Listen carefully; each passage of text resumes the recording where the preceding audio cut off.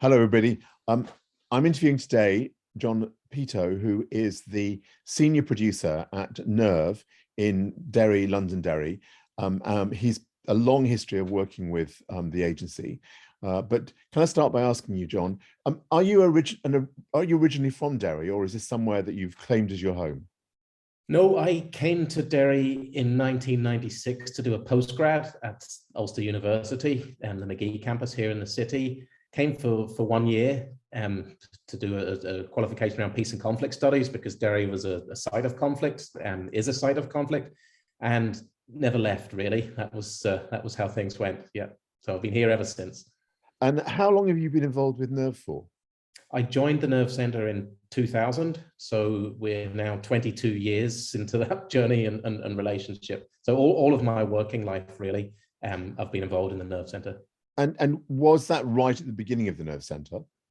No, the Nerve Centre was formed in the late 1980s, 88, 89, as a musicians collective, originally a group of young musicians in the city who wanted somewhere to practice music that was free and easy to access, that wasn't curated and allowed them to perform and play whatever music they wanted as loudly and badly as they wanted to.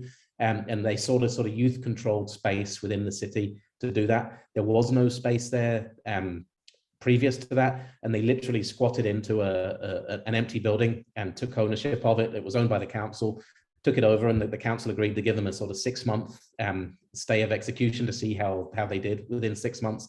And from that tiny flower, that tiny seed, the organization has grown and developed to one today that employs around 50 people across 4 sites, 3 sites in Derry, a 4th site in Belfast, and has a turnover in and around £2 million a year, and has become a significant employer and trainer of people within the creative and cultural sector within Northern Ireland and beyond.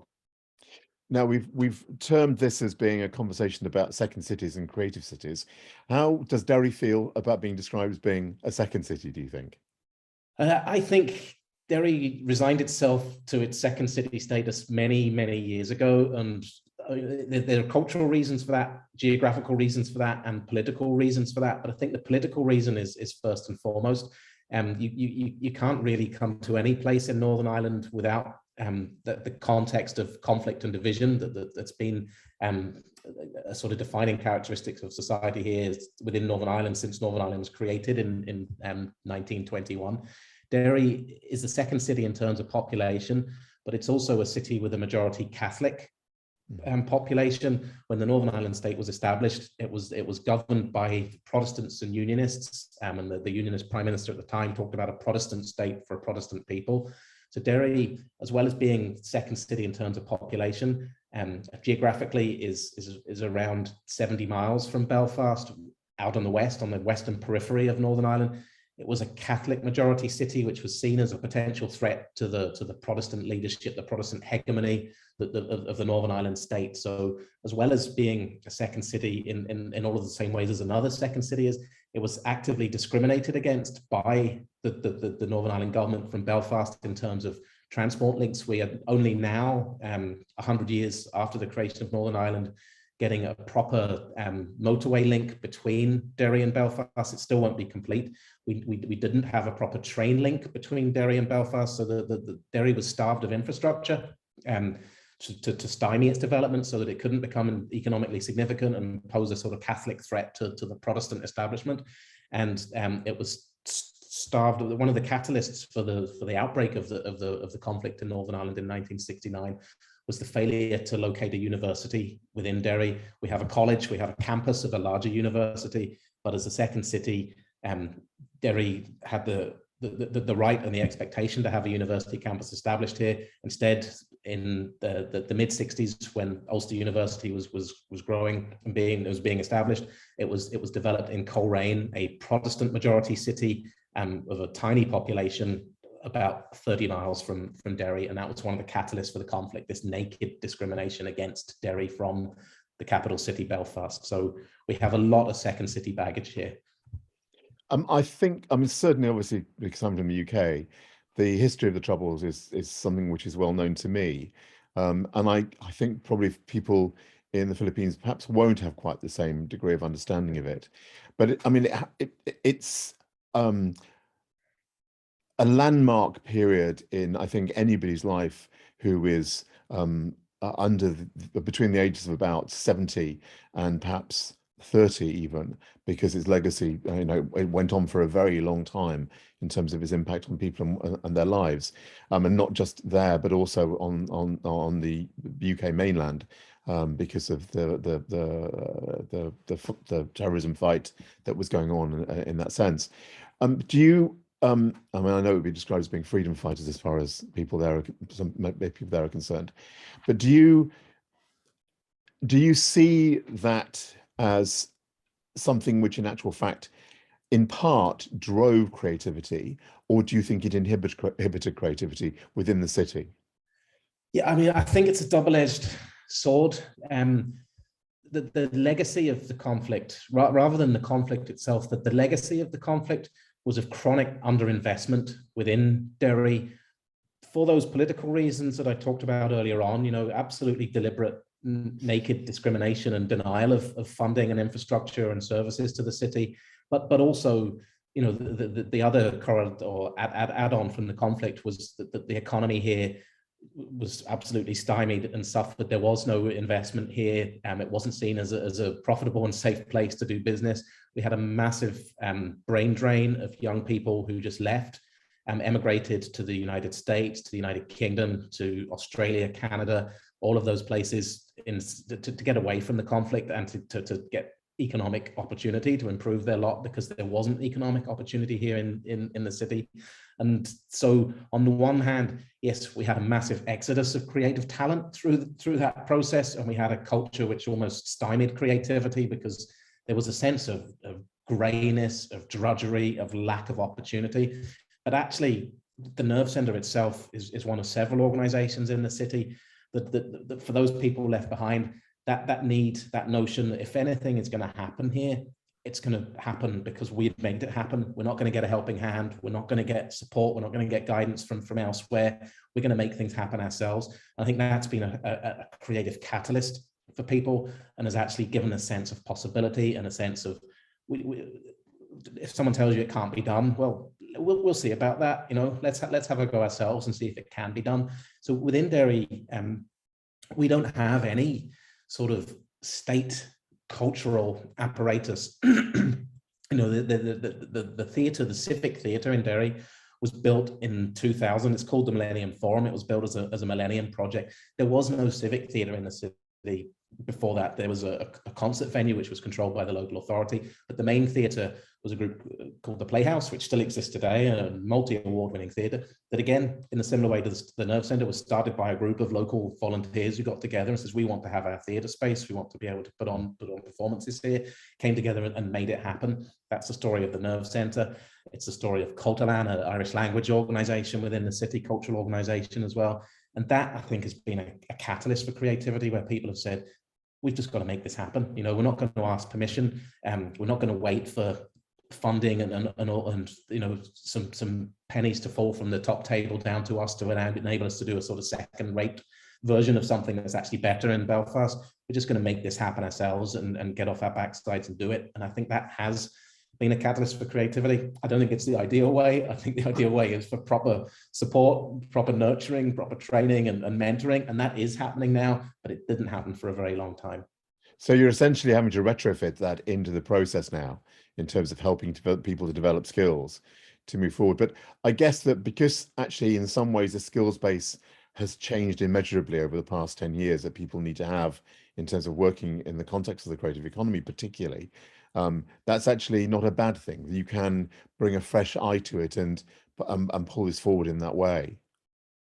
For sure, yeah. And I think it becomes something that's quite authentic, because that retrofitting that you're talking about is done from the local perspective. It's not a one-size-fits-all. These are sort of industry training schemes which are passed down from a major design studio in the capital or wherever. These are things that are fitted to the local population, the local needs, and actually the local sector. We have a an emerging animation sector within Derry, which is quite niche. It is across Northern Ireland as well, but Derry's become a centre for it. So we're able, through the Nerve Centre, to develop programs and schemes and academies, skills development programs, to channel young people and to open up to that opportunity and say, this is something that you can do here in this city, and create that kind of world-class work from Derry as a, I mean, we are moving beyond the second city, but ultimately, yeah, we still feel that lack of investment, and we are a second city. But yes, so that retrofitting means that we can do things that are fit for purpose to our context and our needs, rather than the generic programs that might have come otherwise. Now, I'm just going to move on to what I assume is another of those kind of moments when things changed significantly, which was the announcement back in 2012, I think it would be, that you were going to be the first UK City of Culture, which is a program which was developed from the European Union's program of Cities of Culture. And you beat off, I think it's Birmingham, Norwich and Sheffield to achieve that accolade. What was the feeling like when you realized that you'd won? It was very exciting. I mean, I was part of that bid process. I made the film, which was how Derry sold itself to the world and sold itself to the panel. And yeah, it wasn't lost on people previous to Derry going for and being awarded the UK City of Culture status. Belfast had attempted to achieve European City of Culture status, and they hadn't succeeded in the actual attempt, although the people involved in the bids would tell you that many of the things that were outlined in the bid were delivered. So it was a success of sorts, but they didn't succeed, they didn't get it. And it was one of those things where the second city, it was one in the eye for Belfast, you know, where Derry did feel, yeah, we've actually succeeded in something that the capital city hadn't been able to succeed in. It's a huge boost in the arm and a shot of confidence. And it gave Derry a bit of profile. People were interested in Derry as a cultural site that possibly hadn't been previously before, and it created confidence within the city that we were recognised as worthy of the accolade. Didn't come without controversy, didn't come without drama, and there's an ongoing debate about the actual legacy of the City of Culture, which there is in every city of culture that's been there. But yeah, it was a significant moment in terms of the creative economies and the cultural sector within the city. Yes, I was going to pick up on one of those things because I know that there was controversy at the time about the space, because you hosted, it was the first time it was done, the Turner Prize in Derry at the time. And I think it was done in one of the old British Army barracks, which was converted specifically for the purpose, but then in actual fact wasn't maintained as a visual arts gallery. It became instead a series of studios for creative businesses, particularly around animation. You mentioned the sector before, and the like. How problematic has it been in terms of trying to balance out the cultural drive that was there and that was kind of emphasized during the City of Culture, but also the creative economy, the creative industries drive that was there? Yeah, I mean, the gallery, as a case in point, for us, it was never either or. You know, you can have creative workspaces, incubator spaces, hot houses, anywhere. You know, they're not location specific, they're not facility specific. You just need some nice space, ideally something spacious and airy and inspirational for people to be in.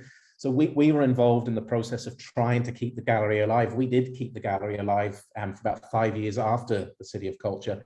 And it was, we were working from hand to mouth, raising individual project funding to bring exhibitions and shows into the gallery to keep it going.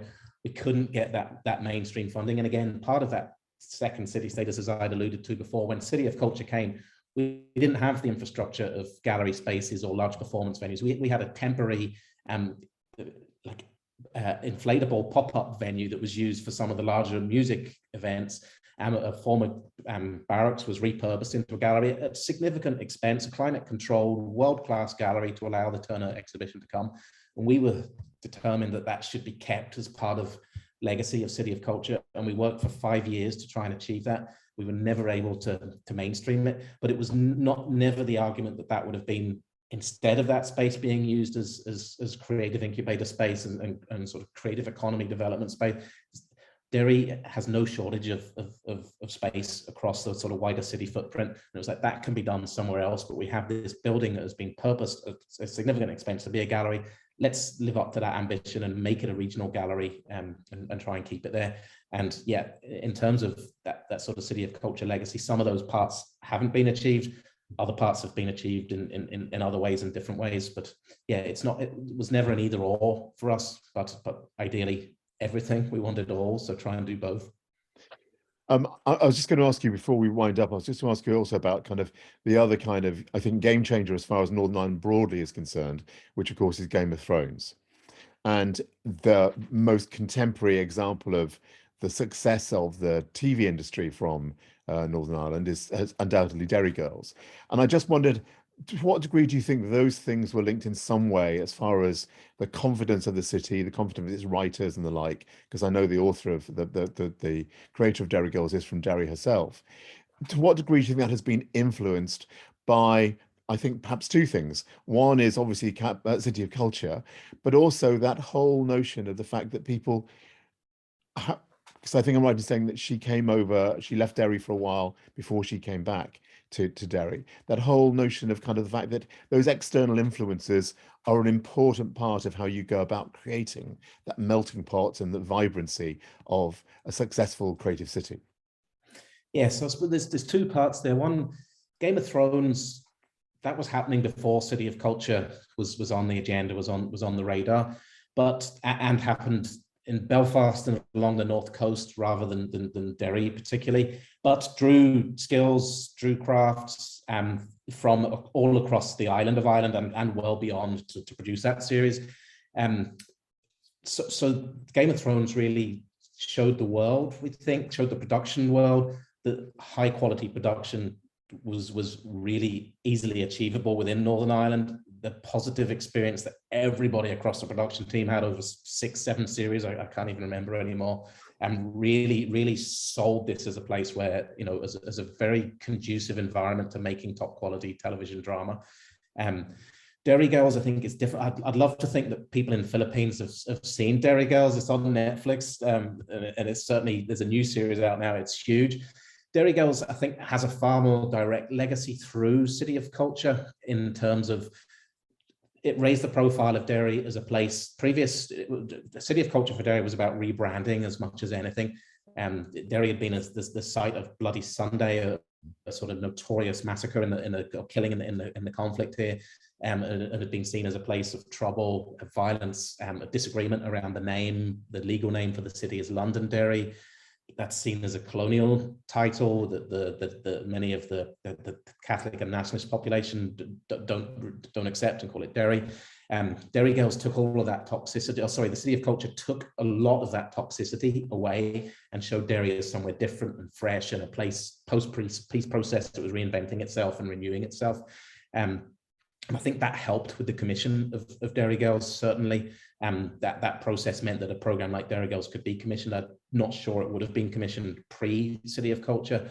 And that process for Lisa McGee, I wouldn't speak for Lisa McGee. She's been a great supporter of ours in the centre, and continues to be.